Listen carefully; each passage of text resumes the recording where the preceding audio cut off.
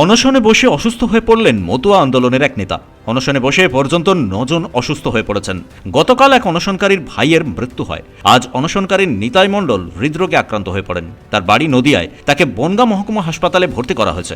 আমাদের অনশনকারীদের মধ্যে একজন যার ভাই গতকাল হার্ট অ্যাটাকে মারা গেছে। উনি অনশনে ছিলেন, হয়তো সেই নিয়ে দাদা উনিও মেডিকেলে কম্প্রোমাইজ পেশেন্ট ছিলেন, সেই কারণে গতকাল রাতে হার্ট অ্যাটাকে তার ভাই মারা গেছে।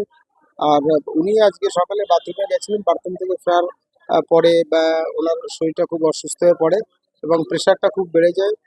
স্থানীয় হসপিটালের সিস্টাররা ছিলেন, একজন ডক্টর ছিলেন, তারা চেক আপ করে দেখলেন হার্ট অ্যাটাকের মতো সম্ভাবনা।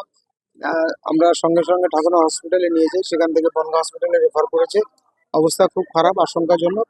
এখন বনগাঁ হসপিটালে অ্যাডমিট করা। এসআইআর এর প্রতিবাদে উত্তর চব্বিশ পরগনার ঠাকুরনগরে অনশনে বসেছেন মমতা ঠাকুরপন্থী মতুয়ারা। তাদের দাবি, যদি এসআইআর হয় তাহলে বাংলাদেশে চলে যেতে হবে। যতদিন না পর্যন্ত এসআইআর প্রত্যাহার করা হচ্ছে ততদিন আন্দোলন চলবে। শেখ এরশাদের রিপোর্ট, পূবের কলম ডিজিটাল।